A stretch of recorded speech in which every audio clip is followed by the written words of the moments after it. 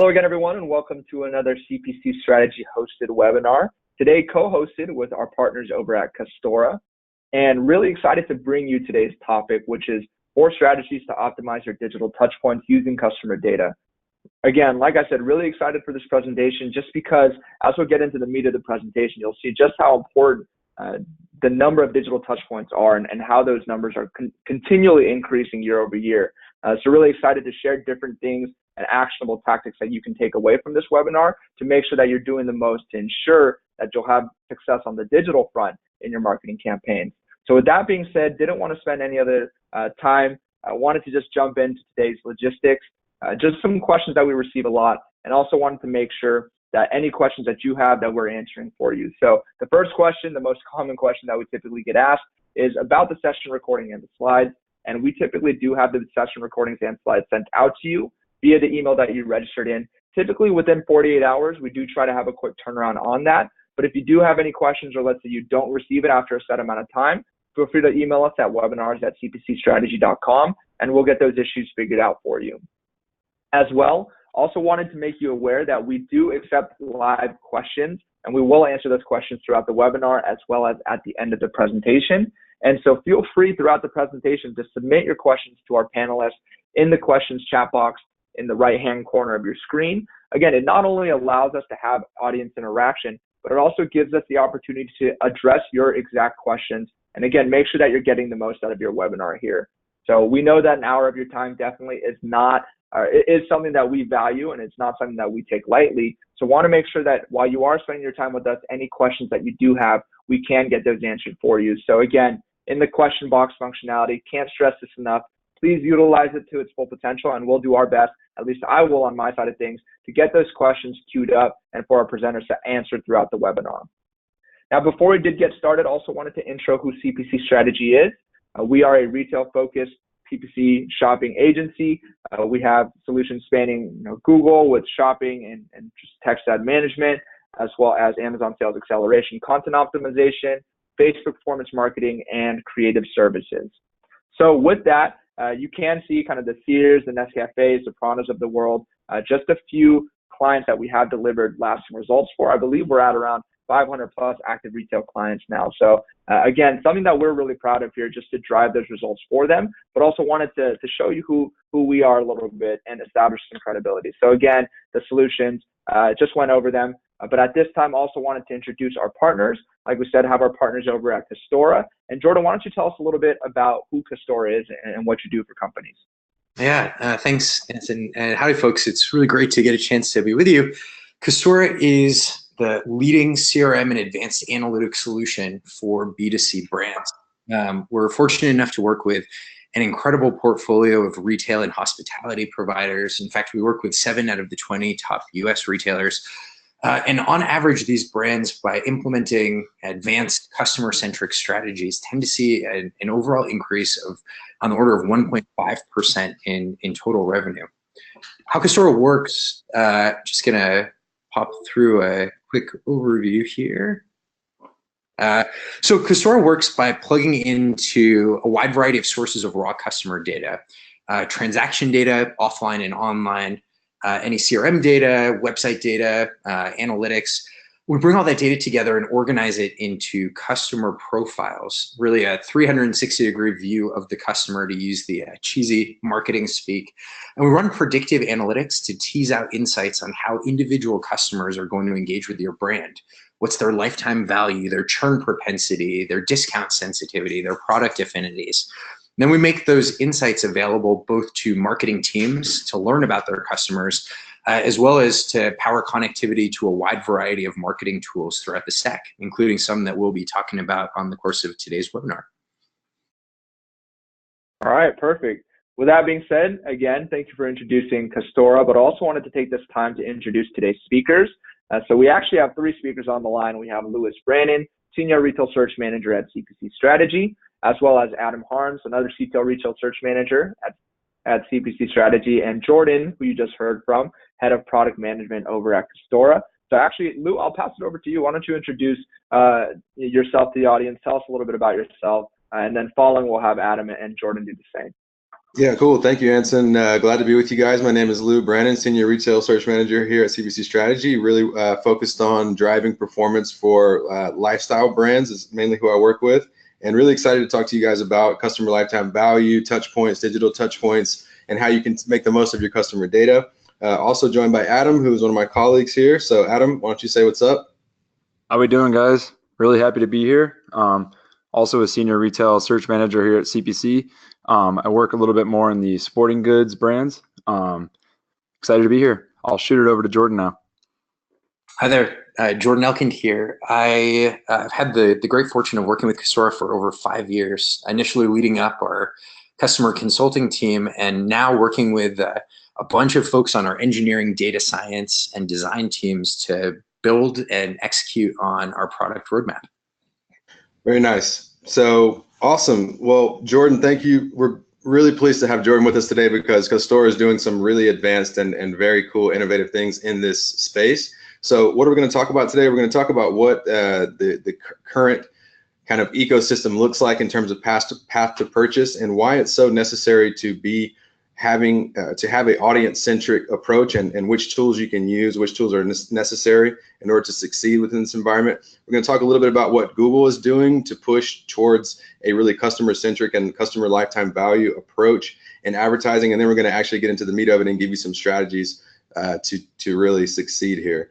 So what does it look like nowadays? The customer journey is more complex than ever, and we'll give you guys some more statistics that really illustrate this. But the left side of the screen here, this is what the kind of traditional funnel looks like in advertising. You know, you build awareness at the top, and then you grow interest, and then once they get into the decision-making process, they're here, and then you have a campaign that captures the kind of direct response action here. Well, now what advertisers are looking at is something a little bit more like what you see on the right side. There's still the kind of awareness, consideration, and purchase stages as always, but now you're seeing so many different touch points and people going to many different places. So this is just kind of to illustrate the growth and complexity of what we're seeing. And Google is adapting to this, and us here at CPC Strategy, we work primarily with Google advertising tools. So we have a direct line with them in terms of seeing what they're working on to address this. And in May 2017, they introduced the Google attribution tool. They've always had attribution models and different views that you can look at within AdWords and within analytics to understand the attribution a little bit better. But now they are actually coming out with a new tool called Google Attribution. And the idea here is that they're going to allow you to advertise or to measure the impact of your advertising and your marketing across multiple devices and channels all in one place. And they're making this available globally. And Google's announcement, they basically harped on the fact that there are so many more interactions happening now across multiple different platforms, multiple different advertising tools, multiple different devices and touch points, that it's even harder to measure. So this is their attempt at trying to help us measure that. So why it's important is you look at this graph here, and this is basically just showing the percentage of sales that are dominated by digital touch points. The number of digital touch points across the board are up 20% annually. This is from a McKinsey study. But what it's basically illustrating here is the growth year over year in digital touch points within a purchase funnel. So there are more and more touch points, put simply, in terms of people interacting with different digital platforms and tools before they make a purchase. The second bullet point there, the digital capability to convert a sale is 2 times greater now. So Adam is one of our top account managers, and he really focuses and leads the charge here at CPC Strategy on taking a conversion path and customer-centric view to understand what the true value of a purchase per campaign and tracking that back to your advertising objectives. So I'm going to turn it over to Adam and talk a little bit about what conversion paths look like and how we go about analyzing that. Yeah, thanks, Lou. We said here, what does a typical conversion path look like? because it's kind of funny to say that any one path is typical. There's just so many different ways that people take to get from finding your brand online than to actually converting. So this is a screenshot on the left here from the top conversion paths report, which is in Google Analytics. And that's on that left pane under conversions and multi-channel funnels. You can find this. And you can see here these different numbers on the screen represent how many touch points went into that conversion path. So you can see we highlighted down at the bottom the 9 and 10 plus. That's the amount of conversions for this one specific client that involved 9 or 10 or more touch points digitally. So you can see it's actually the majority of our conversion paths for this client and for many of them involve many more than one touch point. I want to jump also to that image in the top right, which will show you kind of an example of a few different conversion paths. You can see there's a Bing click, 2 Google clicks, 2 Bing clicks, an email re-engagement, a couple more Google clicks, all before the conversion actually takes place. And so that's actually that's the norm. So the majority of your conversion paths are actually going to involve, in that case, 10 or more touches. Down at the bottom there, you'll see a little stat. Digital touch points impacted 49% of all U.S. retail sales, and that means anything brick and mortar included. And I think Jordan get a little bit more into that because Custora's platform actually can measure offline conversions as well. But it's, this number is increasing every year. People having some sort of digital touch point leading to a conversion is happening more than half of the time. So I'll shoot it over to Jordan to talk a little bit more about that. Awesome. Thanks, Adam. Now I really am in the hot seat. I already flubbed the controls once, so we'll see how we do this time. But my gosh, that is just overwhelming. Looking at the proliferation of digital touch points and really the complexity of the customer journey. In my mind, what this underscores really powerfully is that it's no longer enough for advertisers, for brands to adopt a channel siloed strategy. It's impossible with hundreds of customer touch points along the way to purchase. Managing channels in their own silos is no longer a winning strategy. In contrast, what we see the real leaders in the industry embracing is an audience or a customer-centric approach. And so what I'm hoping to chat through over the next couple of minutes here is why audience tools are more of a necessity than ever for reaching the right customers at the right moment at the right time. I'd actually like to start, if I can get the controls to work here, by winding back the clock a few years, taking us back in time, let's say 10 years ago. And this is really a story of 2 different worlds that have been increasingly colliding or converging over time. But again, if we step back into our time machine 10 years ago, we really had these separate spheres of MarTech, marketing technology, and ad tech, or advertising technology. Now, marketing technology describes the set of platforms and technologies used to manage largely first-party data. So information on known customers within our universe includes well-known technologies like CRM platforms and campaign management tools and email service providers. And really the goal with marketing technology was, how do we take known identified users within our customer base and grow their relationships with the brand over time, get more one-time buyers to convert to repeat customers, and grow lifetime value within the customer base. Then there was the world of advertising technology. Think ad networks, programmatic display. And the ad tech world has largely been anchored on anonymous cookie pools and has really thrived on an infusion of third-party data. So for those folks who are channel managers within the performance marketing arena, that typically you're buying against demographics, men aged 18 to 29 living in New York City, or interests that are inferred from third-party data. And for a while, these 2 kind of parallel tracks for reaching customers, MarTech for known kind of first-party relationships and ad tech for anonymous cookie pools, third-party relationships, that was all fine and good. But things have changed a lot very, very quickly.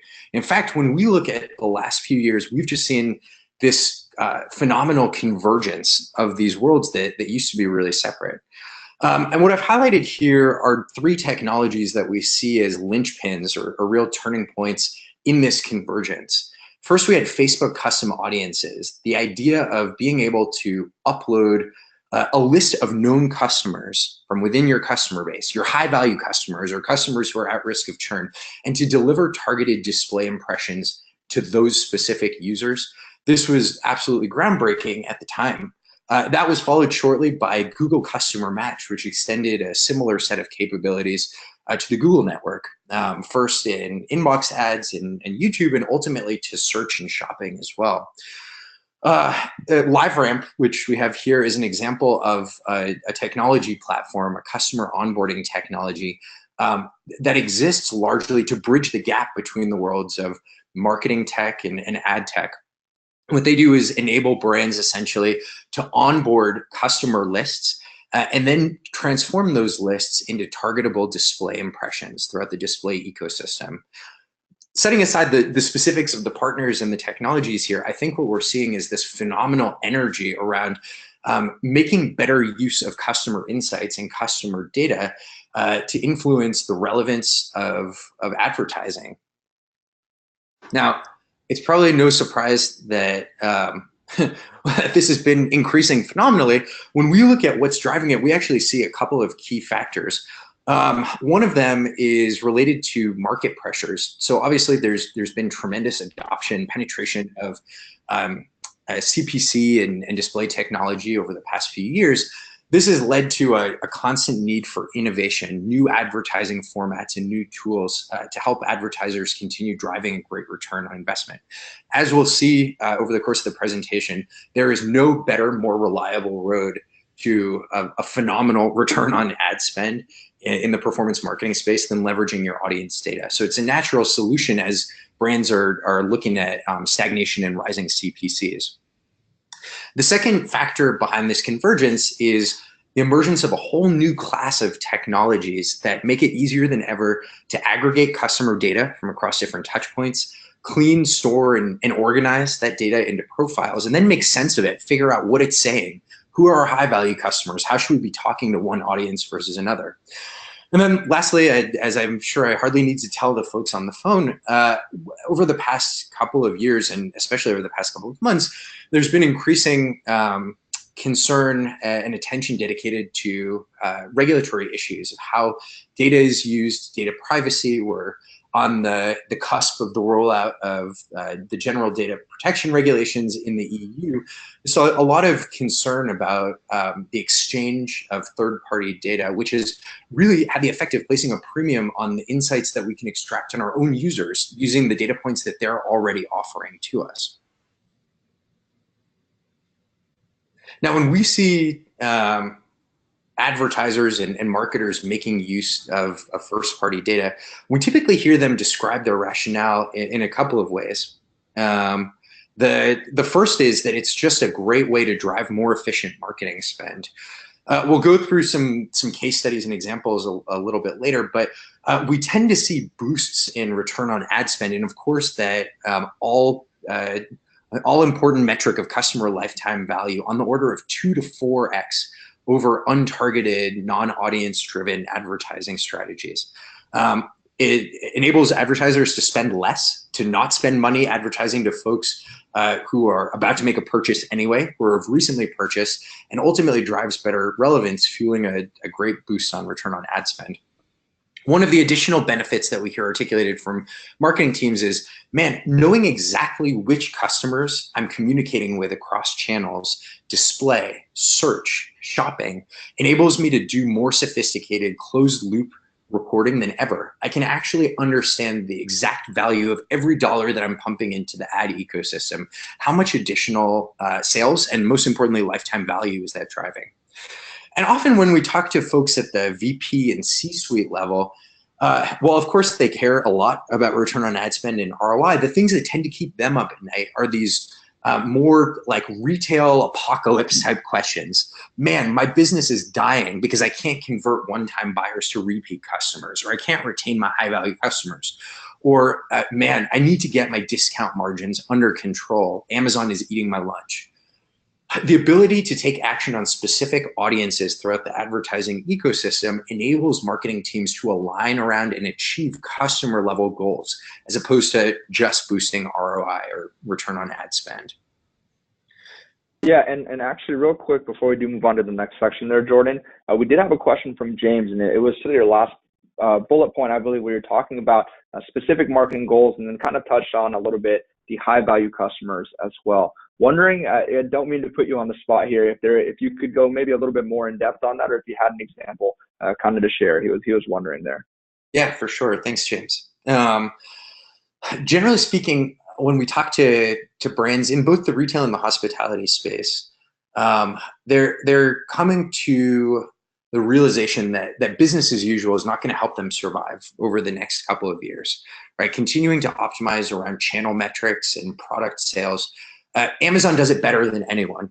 So the only sustainable path to driving growth in their customer base is to focus on attracting more high-value loyal customers and retaining the existing high-value customers that they have. Acquisition and retention. Luckily, those are both strategies that are supported in a fairly out-of-the-box way through tools like Google Customer Match and Facebook Custom Audiences, as well as a variety of demand-side platforms available through the connection with LiveRamp. I'm just going to use Google as one example, and we'll dive into a few case studies a little bit later. But we work with a retail brand based out in California that prior to implementing Google Customer Match had actually been seeing their acquisition efforts falter over time. Of course, they didn't have the benefit of working with CPC Strategy, who are experts in customer-centric approach to search and shopping, but they've basically been seeing their CPCs go up over time and their acquisition kind of trickle to a halt. What they were able to do with Custora was essentially to run machine learning models on their entire customer base to figure out which customers are likeliest to drive a lot of value to the brand in the future, who are the highest value loyalists. They then took that audience and pushed it into Google Customer Match. Now, Google Customer Match has a feature called Similar Audiences, which works essentially the same way as lookalike tools in other display and advertising technologies. It basically takes a known audience of users, in this case high-value customers, and identifies traffic throughout the Google network that resembles those customers, folks who have attributes that make them look similar.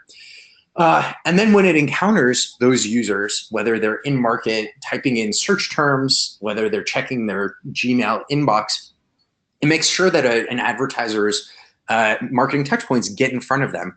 So this particular retail that we're working with started using Google Customers Similar Audiences feature and immediately started seeing a boost in return on ad spend because Google was literally working harder on their behalf to win the right type of traffic, folks who would come and make not just a single conversion, but multiple conversions over time. That's the acquisition use case. The retention use case is, oh man, I've got an audience of high value customers in my customer base. I need to make sure that they stay engaged with the brand over time. And that means not just marketing to them on email and direct mail, kind of the old fashioned MarTech technologies. That means delivering ad impressions to them on the New York Times or ESPN or Slate.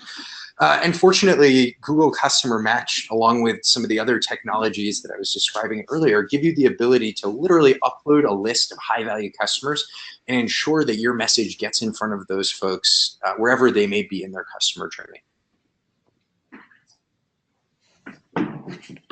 Awesome. Yeah, thanks for answering that there. For sure. We'll dive a little bit deeper later on with some case studies. In addition to offering these fantastic benefits to marketers, greater precision, more efficient spend on advertising, what we hear from customers is that customer-centric advertising or audience-driven advertising actually is beneficial to them as well and is significantly preferred. For one thing, as opposed to random irrelevant messages, customer-based advertising enables retailers to deliver tailored offers, messages, and products wherever the customer may be. So that a customer who has a propensity to engage with a certain category, let's say pants or shirts, the retailer is delivering that message to help facilitate discovery. This has the impact of building deeper brand relationships when retailers are talking to customers in a way that's consistent and meaningful across multiple platforms, and ultimately delivering more consistent brand experiences. Jordan, I wanted to jump in with a quick question. Just because we get this a lot from our clients, they ask us this, what's your thought on tailoring ad copy, like a text ad, tailoring ad copy to people who have churned or who have unsubscribed, and you're uploading that list? Do you want to serve those people a specific message? Same with like cart abandoners. Are you recommending tailoring your ad message to serve them a specific message in a text ad, or are you speaking more towards display advertising when you talk about tailoring your message? Yeah, that's a great question, Lou. And we'll look at an example of a successful churn prevention advertisement a little bit later. Generally speaking, the balance that we find retailers struggling to strike here is relevance without creepiness. For example, like for somebody who has stopped shopping a certain brand or left for a competitor, it might be jarring or even upsetting to see a "we miss you" message from that retailer when they're like browsing a third-party property like the New York Times. And so generally speaking, the advice that we give our customers when they're thinking about life cycle marketing, or you're talking to the customer in a way that's relevant, is to think more broadly about the context that the user is encountering this message. Are they expecting to hear from the retailer? If not, it's probably a bridge too far to dive into very specific relationship marketing messaging. If, on the other hand, the user has been engaging heavily with the brand, has been looking at specific product detail pages, or browsing the site with a high level of intent, more specificity around the products that they're looking at, or even referencing their purchase intent. Did you forget something? We find that folks are a little more receptive to that, but it kind of depends to the very complex customer journey that we were looking at earlier. We find that it depends a little bit on what the user's expectations are vis-a-vis the brand communicating with them. I don't know if that's helpful. How do you guys think about this or approach it with your clients? Well, we generally do try to customize ad copy where we can to kind of match with the intent of the user, and like you said, where they are on the customer path. But it's really an important topic now in light of all of this data protection discussion being so much in the news, and the kind of average consumer becoming more familiar with how companies gather data and how they target ads. So it's something that we're talking about a lot, and I think everyone has a different opinion. There's no right answer, of course, but it's something that we're just going to continue to talk about and test different strategies. I think you hit the nail on the head, like contextual appropriateness, or something that is well fitted to where they are in the journey. It's a really fine line to walk, and I'm not sure that we've totally picked the lock on how to do it perfectly, but we'll show a couple of examples later on, and hopefully it's something that we can tackle together as a group with some of the participants on the call here who may have their own thoughts as well. Nice.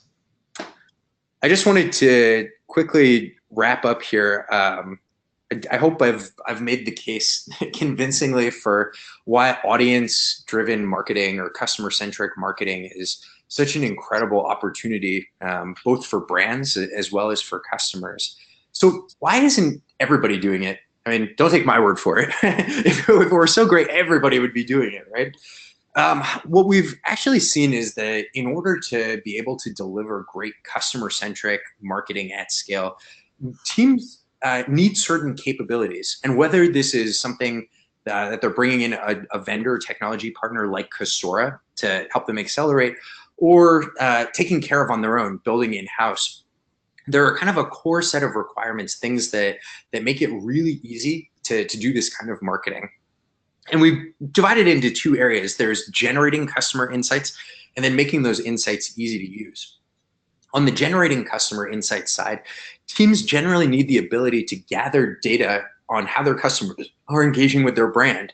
So for an omni-channel retailer, somebody who has brick and mortar locations in addition to e-commerce presence, being able to pull in that offline data to gain visibility into a customer's engagement, both online and offline.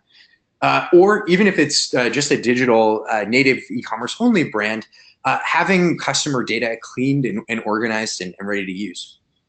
Then the ability to run models to actually predict how users are likely to engage with the brand. Who are the folks who are likely to be high value? What are the attributes that are most associated with a user's likelihood of engaging or making a follow-up purchase? And the ability to keep those scores continuously updated. That's kind of the cornerstone of generating customer insights, getting to know your customers, and figuring out what audiences to use. And all that's great. Unfortunately, we've worked with many retail teams that have like a phenomenal data science team, best-in-class technology for running predictive models, and yet they still don't feel like they're getting full leverage out of the customer data that they have at their fingertips. And the reason why is the other side of the coin, which is making those insights easy for marketing teams to use. What we've discovered is that there are really three things that help teams get over that hump and put their customer and audience insights into action. One is a marketer-friendly interface that enables marketing teams to access different customer insights and customer groups. Marketers are great at a lot of things. Generally speaking, with a few exceptions, writing SQL queries is something that doesn't get any marketer excited about getting out of bed. So having a really simple point-and-click interface where marketers can build and explore their customer base is critical. Similarly, being integrated with the marketing stack. So having the ability to take an audience and immediately distribute it or push it to Google Customer Match, to Facebook, to LiveRamp, to on-site personalization platforms. That's critical at avoiding friction in the process. And lastly, I mentioned one of the benefits of customer-centric marketing is the ability to get a nice closed-loop measurement to be able to tease out the impact of different touch points in the journey. And so the ability to automatically measure the impact of different marketing initiatives is a really important component as well. So broadly speaking, just to recap, whether or not you're using Custora or looking to architect your own customer data platform or tool in-house, these are the core capabilities that we see teams need in order to really deliver on the promise of customer centricity at scale. Yeah, and definitely, Lou, before we do go on to this next section here, just want to be very aware of time. I know that we have the 4 strategies upcoming as a section after we talk a little bit about lifetime value, but want to leave enough time to kind of definitely dive into those 4 strategies there. So maybe kind of speeding through this section might be a little bit helpful. Definitely. Lifetime value, we just wanted to introduce that concept and show you guys what Google's doing with this beta here. They actually have a lifetime value beta that they released in Google Analytics. If you see on the screen here on the right side, that's where you would access that under the audience section. Not everyone, I don't believe, is opted into this yet, but most of our client accounts are opted into this. Just to show you kind of the metrics that are available here. This really just wanted to highlight, we wanted to just highlight to you what Google is doing to understand that we can't just be looking at a last click ROAS standpoint like we used to. We have to understand our users, understand value per user over time, goal completions per user, et cetera, revenue per user. They're going to a more user-based analytics as opposed to session-based anyway, so this is kind of part of that, dovetails with that nicely. So nothing too much in the weeds here, just wanted to let you guys know that this is available, and we encourage you to look at that and understand it a little bit more. And then in terms of, if you're not working with an advanced tool or you don't have your own platform set up to really analyze customer data and use machine learning and predictive technology like Custora does, you might be able to, or you should be able to, at least take some practical kind of manual approaches to understanding lifetime value and a customer-centric approach. One of the first things is to incorporate customer lifetime value into your advertising goals. So if you do have campaigns broken out by like upper funnel traffic versus brand traffic, the kind of upper, middle, lower funnel campaigns, which most most advertisers, I feel like, do have somewhat of that type of approach. Understanding that for those upper funnel campaigns, you need to have more flexible goals, because if you're doing a good job with the rest of your marketing stack in terms of customer outreach and retention campaigns and things like that, you should be able to have a more flexible ROAS goal or CPA goal for those first-time buyers within that upper funnel type of campaign. And those campaigns where you're not applying your audience lists, like your past purchasers or site visitors, if you have a completely new kind of acquisition campaign, you got to be flexible there. And then target and bid on past purchasers. What we mean here is this is a tactic where you actually, like we've been talking about this entire webinar, taking your customer list, whether it be emails or whether it be cookie-based remarketing lists that you could generate from AdWords or from Bing ads, for example, having campaigns where you're bidding specifically on those people and you're customizing a message to those people if you would like. We talked about that a little bit, but having that strategy in place where you're targeting and you're bidding specifically on people who meet a certain audience criteria, that's something that any marketer can do right now within AdWords or within Bing ads or within Facebook. Next is creating repeat customer lists. This is just a simple matter of being able to have access to your CRM data, people who have purchased multiple times from you. Create those lists and upload them within your advertising platforms and create a strategy around them. And then lastly, this is very important, consistently updating those lists. We struggle with this with a lot of the businesses, brands that we work with and retailers that we work with, is that we get the access to the customer, the CRM data, but it's not always consistently being updated, and there's not a consistent strategic approach to how we are updating those lists and updating our campaign strategies. So it's not good enough to just upload at one time. We really want to make sure that we have those lists being uploaded and cleaned and being looked after strategically and an ongoing basis. All right, so let's get into some actual strategy. Sorry, Lou. Wanted to pitch this question to either you or Adam here. We have a question coming in from Zach, and to your last point, actually, if we can go back one slide, just to the last point of consistently updating your audience list. It's kind of a twofold question, but one, obviously, Zach was wondering what should that cadence be of how often we should be updating the audience list. Do we have some sort of best practice tip for them to follow? And then also, when we're talking about plus bid modifiers, is there also kind of another best practice there of how much should we be increasing our bids by? I feel like a lot of it depends on you know what you're selling in the industry you're in, but are there any best practices that we can provide? Yeah, I'm gonna let Adam handle that one because I know he deals a lot with this and has some specific strategy there. So what would you say, Adam? To the first question about the cadence, that depends on how many new users you're adding to that list every week or month. Some of our bigger enterprise level clients are doing it a couple times a week or at least once a week.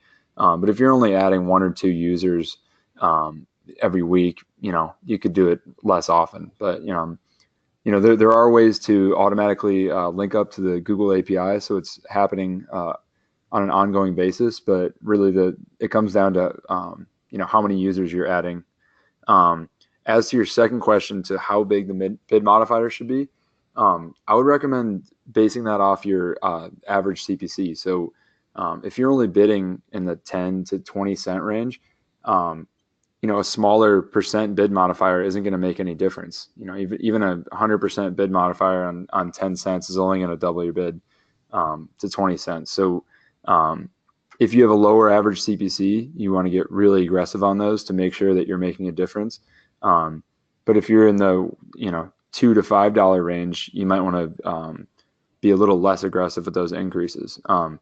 But what I've found kind of across the board is that you can get to the 70 to 100% bid modifier range without seeing diminishing returns, because it doesn't always mean you're bidding that much. It just means that your ceiling for that bid is much higher, and you're only going to be charged 1 cent more than the second place bidder in that auction. Yeah, and in fact, I have campaigns where I'm actually bidding up to 900% on certain audience segments and don't see any diminishing return because I want to tell the system that I'm willing to pay the maximum amount and beat out every competitor to win that top placement on the page. And I also wanted to ask Jordan, in terms of the consistency and the cadence of updating audience information into the platform, for an enterprise type brand that works with Custora, how often are you guys ingesting that data from from the CRM? It's a good question. Depending on the brand and their size, it's most often around daily. It's difficult to get more frequent than that when you're bringing in, say, offline transaction feeds. Right. Generally speaking, daily is a really healthy cadence for rescoring customers. I don't know that that's a strict requirement for keeping lists up to date. I could easily imagine brands going a week or even a month in between refreshes without losing too much of the sharpness of targeting. But I think this is such a great call out. I'm really happy you put this on the page, because this is one of the struggles that we see working with brands big and small without some kind of automated workflow. Whether it's using a technology partner or doing it in-house, it's easy for those lists to become stale fast and just drop off in effectiveness. Nice. Yeah, one thing that we do to kind of create a practical approach is a lot of our clients just set up an FTP, set up a little like cron job directly from their CRM, and they are just FTPing us the updated files based on whatever logic we set up in terms of like past purchasers last 30 days, subscribers last 30 days, whatever. And we're trying to get that updated as consistently as possible. So that's a great question from the listener there, because that is something that we get a lot. All right, so I'm going to move on to the strategy section. Actually, Adam, I want you to talk through this section because this is something that you work with a lot in terms of audience insights and using that. So why don't you take the lead on this one here? Cool. So this is what I would consider like a starting point. It's definitely not a standalone strategy, but if you have a lot of audience data and you don't really know where to start, this is an easy place to kind of start getting your feet wet. And it's also really useful if you don't yet work with a Custora or any other CRM platform. It helps you get an idea of who your audience is. So basically, you just find this in the shared library audience section of AdWords. And I recommend using a past buyers list to start with, because if you're just looking at people who viewed your site, that's not going to give you as accurate of a description of who your actual buyers and customers are. So you want to use this to get an idea of people who actually purchase from you. So it'll just give you, as you can see on the left here, in-market audiences, affinity audiences, device, demographic information, and you can start zeroing in on who people are that actually purchase from you. And then you can use this to kind of go out and prospect and have some directional data on where to find new users. So maybe you take this and say, you have males 25 to 34 who are business travelers.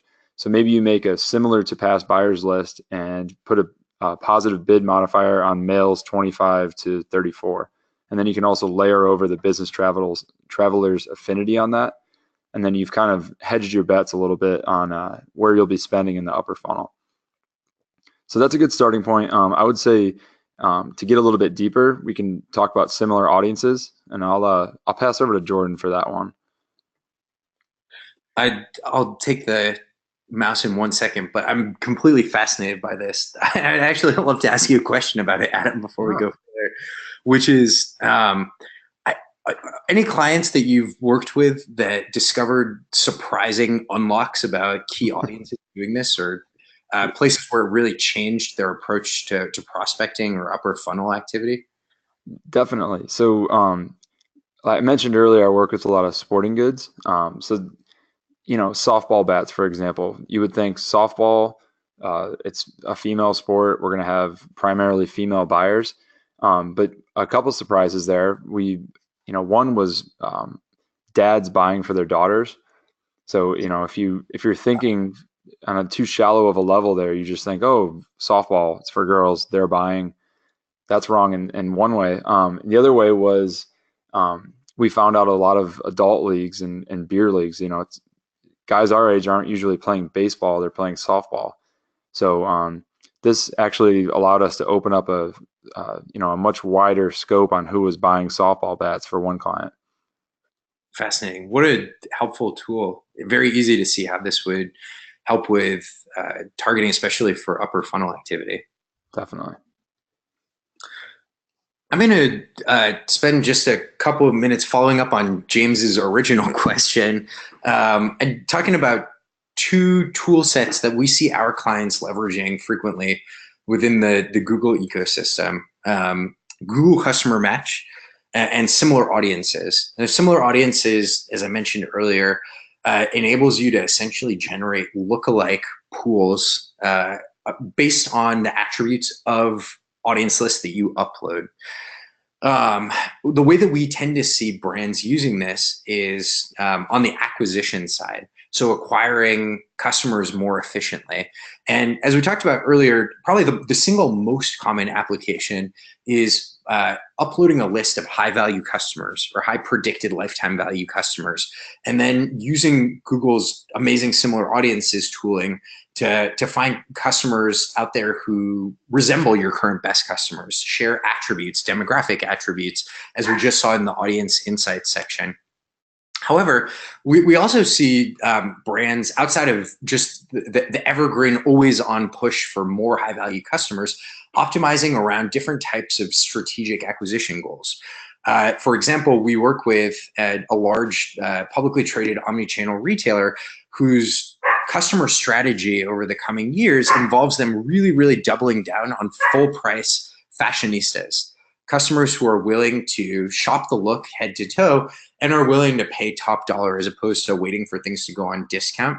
With similar audiences, a retailer can upload any list of customers. For example, if they've run an analysis on their own customer base and they know who their full price fashionistas are, they can upload that list directly to Google and have Google go out and do prospecting for lookalike audiences, optimizing for any type of new customer acquisition. The other common application that we see is around key moments on the calendar. For example, promotional events, friends and family sales, blockbuster new arrivals. By creating seed audiences of users who have engaged with those events in the past, for example, new arrival shoppers or people who are discount sensitive or promo seeking, similar audiences can be used to find the perfect new audience for those pivotal moments on the retail calendar. How does this work? It's actually quite simple. Using either a Custora, and you're seeing a screenshot of Custora here just because it was easy for us to pull, or your own set of tools, your own customer database, all you have to do is identify an audience of interest. For example, customers who are predicted to have a high lifetime value, or customers who have spent over $500 in the past year. Pull that list of customers, upload it into Google, use the similar audiences functionality, and whiz bang boom. Next thing you know, when a relevant prospect is in market, as you can see here, searching for Big Store Unlimited, Google will actually dynamically modify bids to fight harder for that user's attention. And similar audiences is a really breakthrough technology that we've seen generating a boost in return on ad spend on the order of 2 to 4x relative to traditional targeting approaches. Now, the flip side, similar audiences is great for acquisition. On the retention side, good old Google Customer Match is really the tool to be using. And what this enables advertisers to do is simply upload either ad hoc or programmatically via API lists of customers to target on the open web when they're searching, when they're engaged in shopping behavior, or when they're simply sitting in their inbox. The types of goals that we tend to see brands optimizing around here are really life cycle marketing goals. So taking more of those one-time buyers and converting them into repeat customers, nurturing a high-value loyalist, winning back churning or lost customers. These are goals that are incredibly difficult, if not impossible, to optimize against without a tool like Google Customer Match that's enabling you to reach those specific folks throughout the customer journey. Here's an example of what it might look like in practice. A brand might identify a cluster of users who look like they're at risk of churning away. So in this example, 7 for All Mankind has run some analysis and discovered Jordan, who used to shop once every 2 weeks, has gone 6 months without making a purchase. They can send me an email as a way of letting me know that they miss me, but they can actually amplify the impact of those traditional marketing channels like email and direct mail with Google Customer Match, so that when I'm in market searching for men's skinny jeans, 7 for All Mankind is there occupying the first place. I'm seeing ads potentially for YouTube videos, Gmail inbox campaigns. Generally speaking, we see a lift on the order of 25% in customer retention when we amplify email messages with these multi-channel experiences delivered through the Google network. So this is a really powerful technology for driving boosts in retention in addition to just acquisition. Now, I want to shift gears here a little bit and flip it back to our friends at CPC Strategy. Of course, as we talked about earlier, the customer journey is more complex than ever. And there is no other partner that we work with on the market who is more knowledgeable and experienced around optimizing shopping campaigns to the specifics of a customer's journey and where they are in the buying process than the experts at CPC Strategy. So let me flip it over to you here. Nice, yeah, Jordan. Thank you. Now that we know that you're a skinny jeans wearer, we can move on to the next topic. Don't misuse that information. Right? No. Okay. Cool. So, yeah, what we wanted to introduce a little bit of how we actually put this into practice. With we've talked theoretically about how you should be understanding the funnel and the customer journey, and then how can you actually incorporate this into Google Shopping, for example, because I know many of you listening are actually running Google Shopping campaigns. So what we have here on this slide is an example of how we would set up an intent tier-based ISO shopping strategy. Now, if you're not familiar with ISO stands for isolation, and it's the way that we approach Google Shopping to isolate certain types of searches based on where the potential customer is in the buying journey. You can also base it on different criteria, but for the purpose of what we're talking about in terms of customer intent and purchase funnel, we want to talk about this particular strategy, which is the intent tier strategy. So in this case, we have 3 campaigns, and in each one of these campaigns, we're trying to target a specific part of the funnel. In our upper funnel campaign, we're able to target a search like phone charging case. Let's take this user, for example, they're looking for a case that charges their iPhone 8. So a person that's in the very early stage of consideration, they might do a search like this, phone charging case. And so within that campaign, we don't want to just have one Google Shopping campaign in which all of our Google Shopping queries flow into, because if a person is searching for a phone charging case, we want to bid on them differently than a person that's searching for something very specific like Mophie iPhone 8 juice pack wireless. So this type of search would go into this upper funnel campaign, and without getting too far into the nitty-gritty of how you set up ISO, it involves having a particular setting on the priority setting in the campaign, and also utilizing negative keywords to funnel queries into a certain campaign. So phone charging case, we would capture that person in our upper funnel campaign. But what if the person searches Mophie charging case? If I'm managing the Mophie campaign, I know that someone using a branded term to search is very valuable to me, but they don't know specifically what product they want. They're not using a device in their search. They're not using a particular SKU or a particular actual case. They just know that they want that brand. So we consider that a mid-funnel type search. We would funnel that into our medium priority or our mid-funnel campaign. The way that we do that is through the priority setting and through negative keywords. If someone searches for Mophie charging case, Google will try to put that into our high priority campaign first, because priority setting determines which campaign is used first by Google.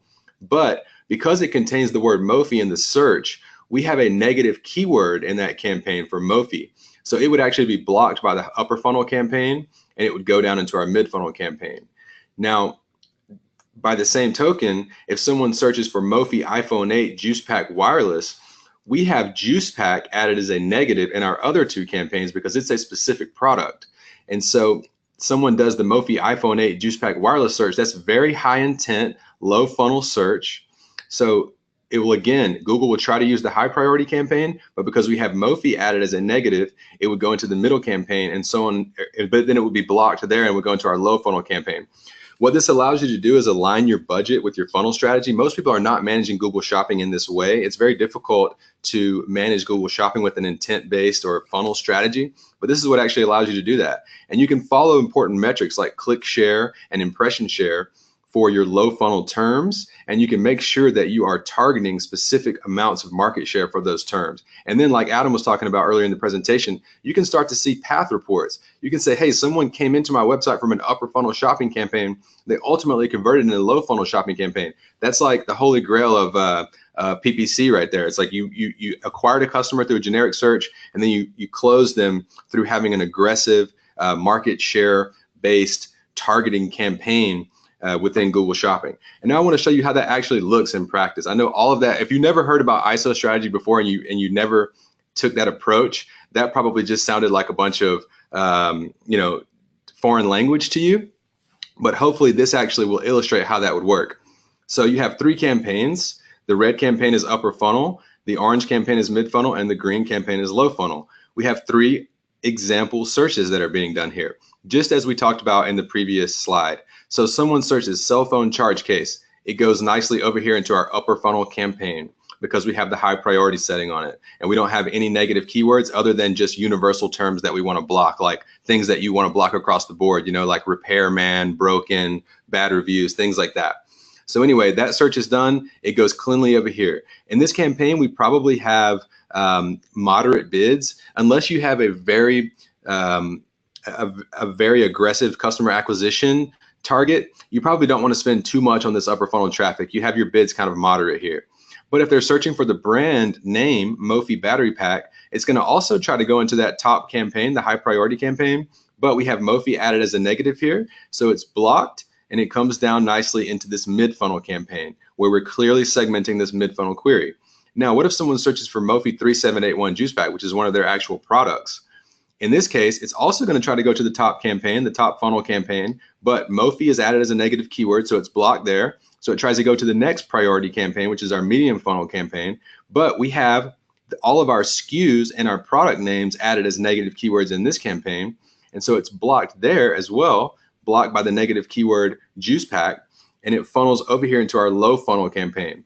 Now, I encourage you guys to go to cpcstrategy.com's blog and get much more information on ISO and how that works, because for the first time it's a little bit complicated, but this is an example of intent tiers in action and how we look at utilizing the customer journey and the intent and how we strategize our campaigns. Now, if you wanted to add an additional layer on top of this, you would be including your customer data and your remarketing lists as additional bid layers in these campaigns, and that would take it to an even higher level, more strategic level, and that's where we would talk about the whole combination of customer journey as well as your actual customer information to craft a end-to-end full strategy for addressing all parts of the funnel and all parts of the customer relationship management aspect into your Google Shopping campaigns. And you can do the same type of thing with text ad campaigns and display campaigns, but we don't have enough time to talk about that today. So I'll kick it back to you, Anson, to give us a recap. Sure. Yeah, definitely. Unfortunately, don't have too much time for the recap. I want to make sure that we answer a few questions here. Been doing my best to try and answer some questions on the back end, but I do have 2 specific questions that I did want to call out from our audience members. But yeah, in just summary, really, I hope you understand that obviously the customer path to purchase is evolving, and there are steps that we need to take as marketers to be able to proactively kind of attack this as well, and to reap the benefits of more, comprehensive marketing strategies that we have available to us through customer data and through, again, just everything that's available. So Google has to offer, whether that, be customer match, audience insights, all of that. So that's kind of a quick recap. Also wanted to, again, like I said, I know we haven't been able to answer every question. So I am chatting out an evaluation page for both Custora and CPC Strategy. If you are interested, again, like I said, I know we didn't answer every question. I do apologize. But this is an opportunity for you to talk to at least one of our experts for CPC Strategy. And I just linked it out to you, to the rest of the audience. And Jordan, if you wanted to talk to us a little bit about your strategy session before we do attack these 2 questions and close out the webinar here.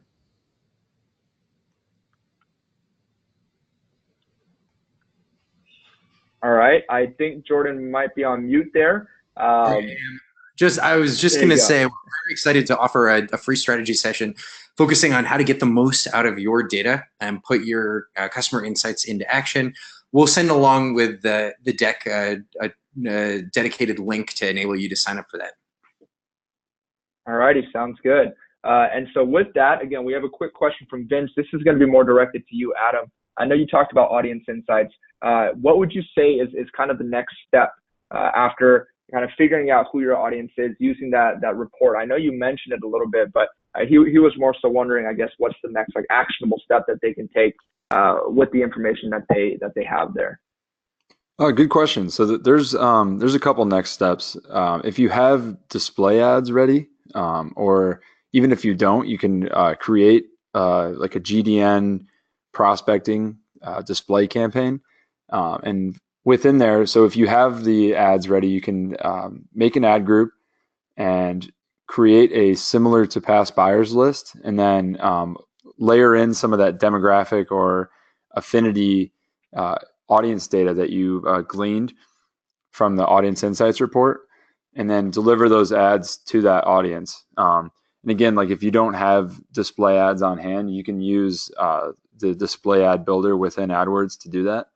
So that would be my first recommendation, is to just start doing some display prospecting. Another action item would be to layer one of those audiences as a remarketing list for search ad or RLSA over your existing campaigns. From there you can do a positive bid modifier, or you can just let that exist as an audience layered over that campaign, and you can monitor the performance of that new prospecting audience over time.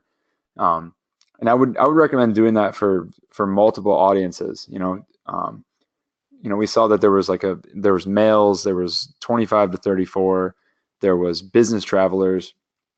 Maybe make a couple different combinations of that, and name them separate audiences, and see which ones work, because not everything's going to work. That's what prospecting is. It's like fishing. So maybe try a couple different audiences within display and as RLSAs and see what works, and then go from there. All right, sounds good. Hopefully that answered your question, Vince.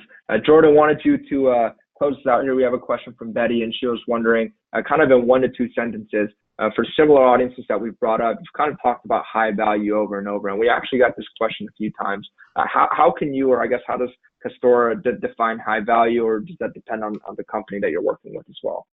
Thanks for the question, Betty. Custora is a predictive analytics marketing software platform. And so when we talk about lifetime value, we're looking at forward-looking value to the brand. So somebody like Adam or Lou, who may have just made their first purchase, how much do we think that they're likely to deliver in revenue or in gross margin and profit to the brand over some period of time, 1 year, 2 years, 3 years? I recognize that for lots of brands, it's not easy to spin up that type of predictive analytics. And so my advice, Betty and folks on the phone, would be, even if you don't have access to a predictive analytics tool, start by looking at historical lifetime value. Who are the customers who have spent the most with your brand over the past year? What does the top 10% look like? The top 25%? Better yet, focus on gross margin contribution. So when you factor in cost of goods sold and especially discount margin, who are the folks who are actually driving the most for your bottom line? That's a really, really good starting place on the way to a full-blown predictive approach. Awesome. Yeah, hopefully that answered your question. I really like that answer there, Jordan. With that being said, did want to go ahead and thank both of our speakers, or all of our speakers, I should say, Lou, Adam, and Jordan, for speaking and joining us today, and wanted to thank the audience members too. I know we went a little bit over time, but definitely do appreciate you hanging in there with us. Hopefully we could answer the majority of your questions here today, but for us over at CPC Strategy and Custora, that is it. We are signing off from New York City and San Diego, hoping you have a good rest of your day. Thanks, guys.